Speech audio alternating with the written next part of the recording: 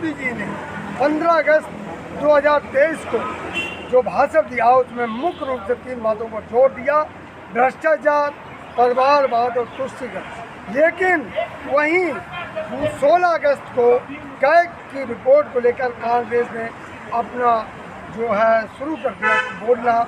CAG report को लेकर CAG के द्वारा जो रिपोर्ट है उसमें क्या क्या सच्चाई है, यह भी बात चल रही है। लेकिन कांग्रेस कहीं ना कहीं इस बात में एक्टिव हो गई। कैग रिपोर्ट पर क्या कहेंगे?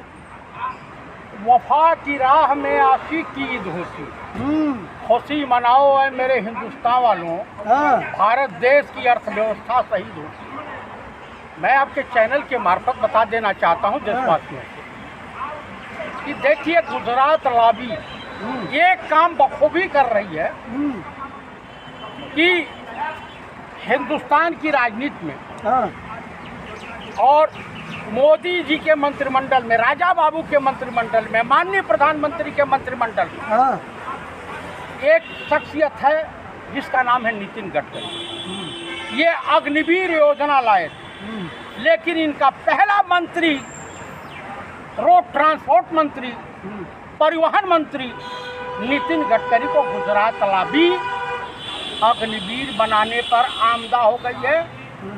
एकदम सुनियोजित चक्रव्यूह रच दिया। कहना क्या चाहते हो? 18 करोड़ में 1 किलोमीटर रोड बनी है। कैग की रिपोर्ट है, मेरी नहीं। मुर्मू साहब जो हैं 1985 बैच के IAS अफसर, गुजरात कैडर के हैं, उड़ीसा के रहने वाले। मोदी जी जब मुख्यमंत्री थे तब उनके प्रिंसिपल सेक्रेटरी मुख्यमंत्री थे, चीफ सेक्रेटरी रहे, ज्वाइंट सेक्रेटरी होम रहे। तो यहाँ उनको कैग में पुरस्कार के रूप में मिला, जैसे पूर्व चीफ जस्टिस गोगोई साहब को राज्यसभा मिल गया। ये सब जो व्यूह रचना रची गई है कि गडकरी को अपने जगह से हटा दो। दूसरा अग्निवीर जानते हैं, व्यूह रचना रची जा रही है कि अयोध्या में जो विकास कार्य हुए हैं उसमें विशेष रूप से कैग की रिपोर्ट में धांधली आई है और तमाम तरह का करप्शन, भ्रष्टाचार के चार्ज लगे। उसमें माननीय योगी आदित्यनाथ को भी ठिकाने लगाने की योजनाओं पर काम शुरू हो गया कैग के मार्फत। दूसरा भ्रष्टाचारी। लेकिन जो माननीय प्रधानमंत्री राजा बाबू के चहेते लोग थे, चहेते मंत्री, उनके वहाँ कैग ने कुछ नहीं किया कि कितना विज्ञापन पर हुआ, किस विभाग, रेलवे को छोड़ दिया, गोयल को छोड़ दिया और तमाम वित्त मंत्री को छोड़ दिया, महिला विकास और बाल विकास मंत्री को छोड़ दिया, जो अपने बेबाक चरित्र के लिए जानी जाती हैं। मतलब आप ये कहना चाहते हो कि कैग की रिपोर्ट है वो निष्पक्ष नहीं? आप बताइए, अगर निष्पक्ष होती तो कैग के चीफ को इस देश में भ्रष्टाचार और इस सरकार में भ्रष्टाचार नहीं दिखाई दे रहा है कि कहाँ हुआ है?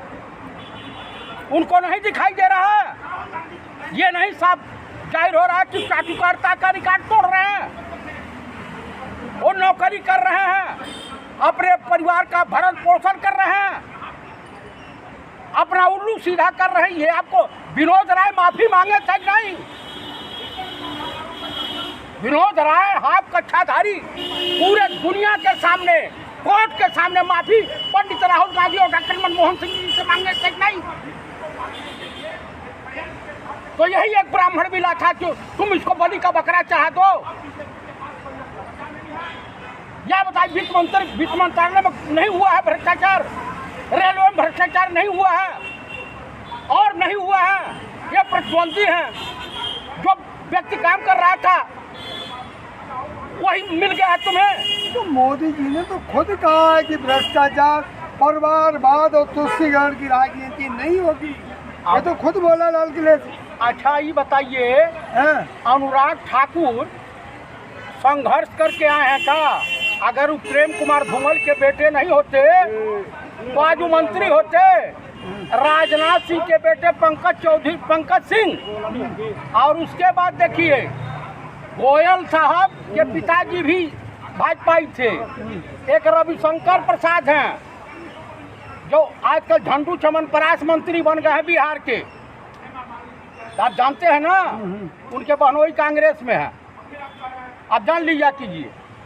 उसके बाद इनके वहाँ तो परिवारवाद की पूरी ये बताइए, बीसीसीआई का जो जनरल सेक्रेटरी है जैसा उनको मिली, जो बाल कितनी पिच की लंबाई होती है, बैट की कितना वजन होता है, कितनी लंबाई होती है, कैच कैसे पकड़ा जाता है, आखिर मैच के दौरान इस तरह से करने से होता है।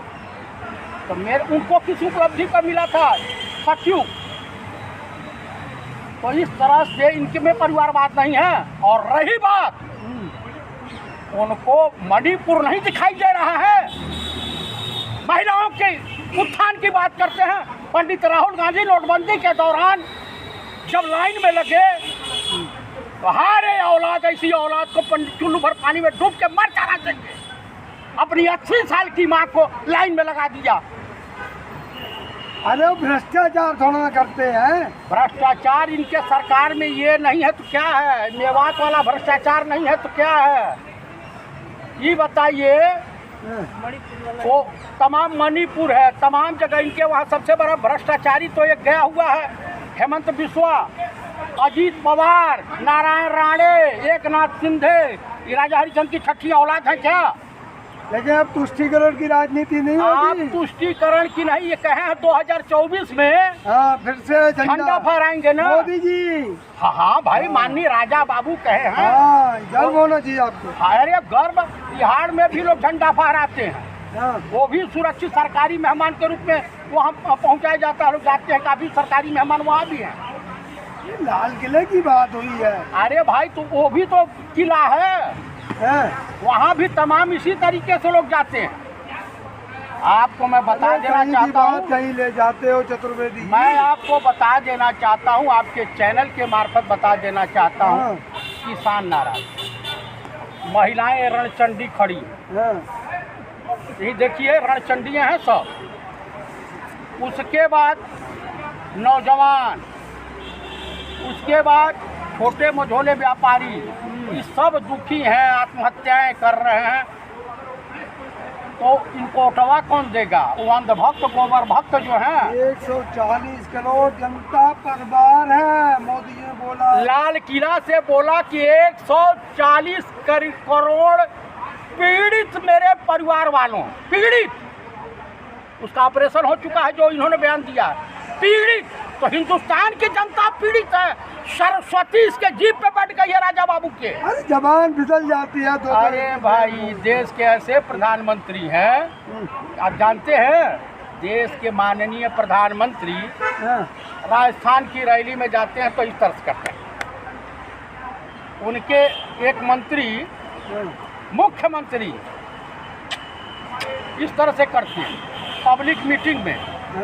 उनके एक महान वैज्ञानिक मंत्री के बेटे बीसीसीआई के सचिव हैं, और मैच के दौरान इस तरह से करते हैं। उसके बाद हमारे प्रधानमंत्री जी इस तरह से करते हैं। राहुल गांधी का भी 50 लाख की गर्लफ्रेंड का जिक्र हमारे देश के माननीय प्रधानमंत्री करते हैं बड़े बेबाकी से। कांग्रेस की विधवा बोलते हैं बड़े बेबाकी से। रामायण सीरियल की तारुका बोलते हैं, क्या बोलते हैं, एक सांसद, महिला सांसद सदस्य को अट्टहास लगाने पर। तो ये जान लीजिए, हमारे देश के जब प्रधानमंत्री इतने बड़े विद्वान हैं, इतने बुद्धिमान हैं, और ड्रेस तो ऐसा बदलते हैं कि हमने भैया किसी पिक्चर में कैटरीना कैफ को उसका ड्रेस बदलते हुए नहीं देखा ना, वो भी शर्मा गई। तो क्या फटी धोती में रहे? अरे भैया, एक दिन का देश के माननीय प्रधानमंत्री का खर्चा 1 घंटे का 10 लाख रुपया आता है। आप पंडित नेहरू से तुलना करोगे, पंडित नेहरू का इतिहास देख लीजिए।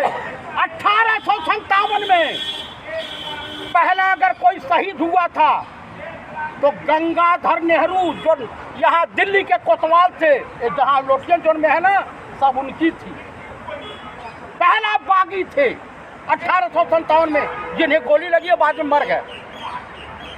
मोतीलाल नेहरू, बेटा नैनी जेल में बंद, बेटी किसी और जेल में बंद, पत्नी किसी और जेल में बंद, दामाद किसी और जेल में बंद, बाप किसी और जेल में बंद। पंडित नेहरू की तुलना करोगे, पंडित नेहरू ब्रह्मा की सृष्टि में ईश्वर की विशेष कृपा से बिरले पैदा होते हैं।